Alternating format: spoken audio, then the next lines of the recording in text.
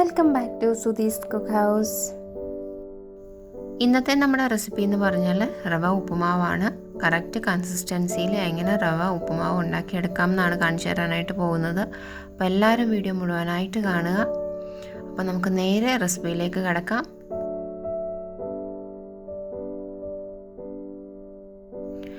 ഉപ്പുമാവ് തയ്യാറാക്കാനായിട്ട് ഒരു പാൻ ചൂടാക്കുക. അപ്പോൾ ഞാനിവിടെ പറയുന്നത് 1 കപ്പ് റവയ്ക്കുള്ള അളവാണ്. അപ്പോൾ പാനൊന്ന് ചൂടായി വരുമ്പോഴത്തേക്ക് 1 ടേബിൾ സ്പൂൺ എണ്ണ ഒഴിച്ചു കൊടുക്കുക. അപ്പോൾ ഞാനിവിടെ എടുത്തിരിക്കുന്ന സൺഫ്ലവർ ഓയിലാണ്. നിങ്ങൾക്ക് ഇഷ്ടമുള്ള എണ്ണ ഏതാണോ അത് ഉപയോഗിക്കാവുന്നതാണ്. എണ്ണയൊന്ന് ചൂടായി വരുമ്പോഴത്തേക്ക് നമ്മൾ തീ കുറച്ചതിന് ശേഷം 1/2 ടീസ്പൂൺ കടുക് ഇതിലേക്ക് ഇട്ട് കൊടുക്കുക. കടുക് പൊട്ടി കഴിയുമ്പോഴത്തേക്ക് 2 വറ്റൽമുളക് നടുകെ മുറിച്ച് നമ്മളിതിലേക്ക് ഇട്ട് കൊടുത്തിട്ടൊന്ന് ചെറുതായിട്ട് ഇളക്കിയെടുക്കുക. അടുത്തതായിട്ട് ഒരു ചെറിയ കഷ്ണം ഇഞ്ചി അരിഞ്ഞതാണ് നമ്മൾ ചേർത്ത് കൊടുക്കുന്നത്. അതും കൂടി നമ്മൾ ഇതിലേക്ക് ഇട്ട് കൊടുത്തിട്ട് ഒന്ന് ഇളക്കിയെടുക്കുക. ഇനി നമ്മൾ അടുത്തതായിട്ട് ചേർത്ത് കൊടുക്കാനായിട്ട് പോകുന്നത് പച്ചമുളകാണ്. ഇവിടെ ഒരെണ്ണേ ഞാൻ ചേർക്കുന്നുള്ളൂ. അപ്പോൾ നിങ്ങളുടെ ടേസ്റ്റിനനുസരിച്ചും എരിവിനനുസരിച്ചും മുളക് ചേർത്ത് കൊടുക്കാവുന്നതാണ്. ഇനി നമ്മൾ കറിവേപ്പിലയാണ് ഇതിലേക്ക് ഇട്ട് കൊടുക്കുന്നത്. കറിവേപ്പിലയും കൂടി ഇട്ടതിന് ശേഷം നമ്മളൊന്ന് ഇളക്കി കൊടുക്കുക.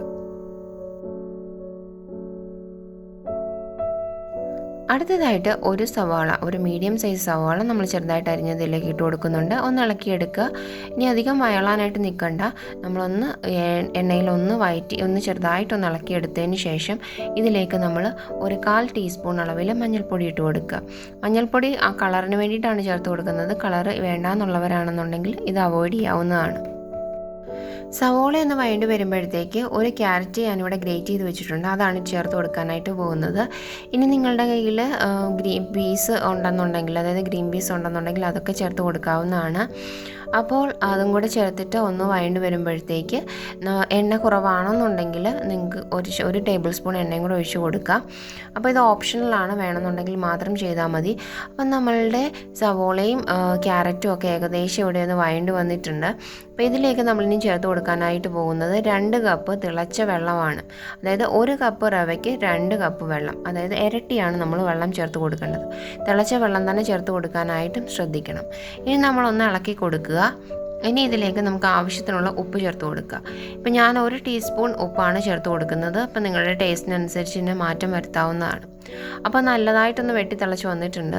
ഇപ്പം നമുക്കിതിലേക്ക് 1 കപ്പ് വറുത്ത റവയാണ് ചേർത്ത് കൊടുക്കുന്നത്.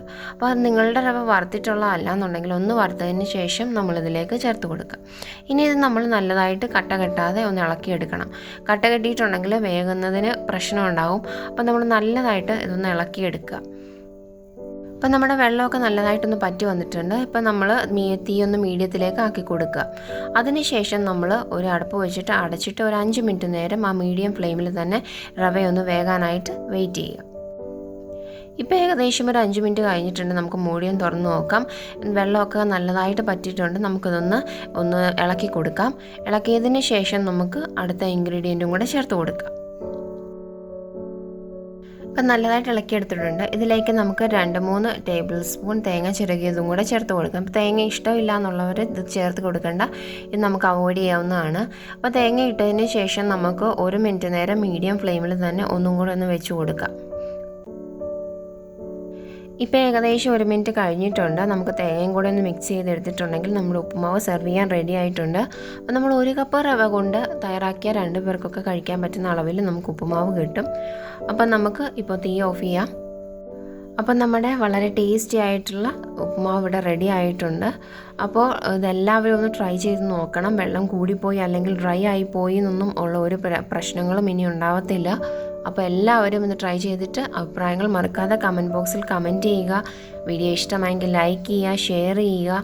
അതുപോലെ തന്നെ ഇതുവരെ സബ്സ്ക്രൈബ് ചെയ്യാത്തവരാണെന്നുണ്ടെങ്കിൽ ഒന്ന് മറക്കാതെ സബ്സ്ക്രൈബ് ചെയ്യുക. ഒപ്പം അടുത്തുള്ള ബെല്ലൈക്കൺ കൂടി ക്ലിക്ക് ചെയ്യുക. എന്നാൽ മാത്രമേ ഞാൻ മുന്നോട്ട് അപ്ലോഡ് ചെയ്യുന്ന വീഡിയോസിൻ്റെ നോട്ടിഫിക്കേഷൻ നിങ്ങൾക്ക് വരികയുള്ളൂ. അപ്പോൾ നമുക്ക് മറ്റൊരു വീഡിയോയിൽ കാണാം. അതുവരേക്കും ബായ്.